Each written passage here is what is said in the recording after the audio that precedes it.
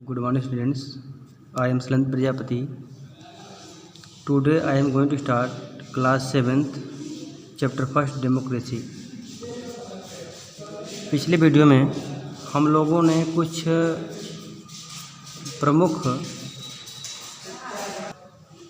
प्रचलित सरकारों के बारे में पढ़े थे। विश्व में कौन कौन सी प्रचलित सरकारें हैं। लेकिन भारत में जो प्रचलित गवर्नमेंट है वह डेमोक्रेसी। डेमोक्रेसी का मतलब होता है लोकतंत्र, इसको जनतंत्र भी कहते हैं, साथ में इसको भीड़तंत्र के नाम से भी जानते हैं। तो हम लोग पहले डेमोक्रेसी के बारे में समझते हैं कि डेमोक्रेसी क्या होता है। देखिए, जो डेमोक्रेसी शब्द है वह ग्रीक वर्ड डेमोक्रेसी जो शब्द है वह ग्रीक वर्ड डेमोक्रेटिया से बना हुआ है। और डेमोक्रेटिया में दो शब्द हैं, एक डेमोस और दूसरा का है क्रेटिया। डेमोस मीन्स क्या होता है पीपल, और क्रेटिया मीन्स क्या होता है रूल या गवर्नमेंट। तो हम कह सकते हैं कि democracy is a form of government in which people have a voice in exercise of power. देखिए, हमने बताया कि जो डेमोक्रेसी शब्द है वह ग्रीक वर्ड डेमोक्रेटिया से बना हुआ है, जिसमें डेमोस मीन्स होता है पीपल और क्रेटिया मीन्स होता है पावर या गवर्नमेंट।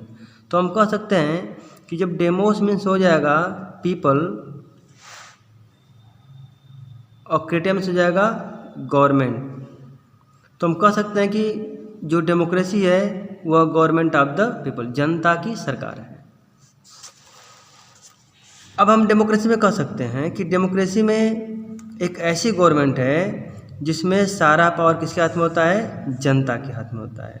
और जनता क्या करती है, अपने रिप्रेजेंटेटिव का चुनाव करती है, और अपने रिप्रेजेंटेटिव में होता है प्रतिनिधि, अपने प्रतिनिधि का चुनाव करती है, और ये प्रतिनिधि क्या करते हैं, हमारे ऊपर क्या करते हैं, गवर्न करते हैं। अब सिंपल वर्ड में democracy means a rule by the common people. इसमें क्या होता है, जनता का, एक कॉमन जनता का क्या होता है, शासन होता है। It is a form of government in which people elect their own representative. इसमें क्या होता है कि जनता क्या करती है, अपने रिप्रेजेंटेटिव का चुनाव करती है, और इसमें जनता क्या होती है, सुप्रीम होती है। और कोई ऐसी इंस्टीट्यूशन नहीं होती है जो कि जनता से क्या ऊपर होती है। द गवर्नमेंट, अब देखिए जो गवर्नमेंट होती है वह जनता के प्रति क्या होती है, आंसरेबल होती है, और जनता जब चाहेगी उसको कॉन्स्टिट्यूशनल प्रोविज़न के द्वारा उस गवर्नमेंट को चेंज भी कर सकती है। It is the people who give the government the power to make decision and enforce law. देखिए, यह जो है it give the people who give the government the power to make decision. इसमें जनता को पावर होता है कि वह गवर्नमेंट को पावर देती है कि कौन सी गवर्नमेंट उसके प्रति डिसीजन लेगी, कौन सी लॉ बनाएगी। They do this through election, और ये कैसे होता है, इलेक्शन के द्वारा होता है। और इलेक्शन में क्या होता है कि पॉलिटिकल पार्टीज चुनाव कॉन्टेस्ट करती हैं, और उसमें क्या करते हैं, वोट दे करके हम गवर्नमेंट का चुनाव करते हैं। People vote for particular person. देखिए फैक्ट क्या होता है कि पीपल क्या करते हैं, किसी पार्टिकुलर पर्सन को वोट करते हैं या कैंडिडेट को वोट करते हैं, जिनको वो चुनते हैं। अब ये इलेक्टेड पर्सन क्या होते हैं, गवर्नमेंट बनाते हैं। These elected person form the government by this system. The government is directly responsible to the people. अब हमने क्या किया कि हमने किसी पार्टिकुलर पर्सन को चुनाव किया है, तो वह पार्टिकुलर पर्सन क्या होगा कि वह हमारे प्रति क्या होगा, आंसरेबल होगा, उसकी जवाबदेही होगी। It has to explain it action and defence it decisions to the people. Most country in the world today have the democratic form of the government. अब देखिए, पूरे कंट्री में, पूरे विश्व में बहुत ऐसे कंट्रीज हैं जिनके पास क्या है, डेमोक्रेटिक गवर्नमेंट। जैसे अमेरिका हो गया, यूएसए हो गया, ठीक ना, यहाँ पर क्या है, डेमोक्रेसी गवर्नमेंट है। अगला है मोनार्की। मोनार्की होता है राजतंत्र। क्या होता है, राजतंत्र।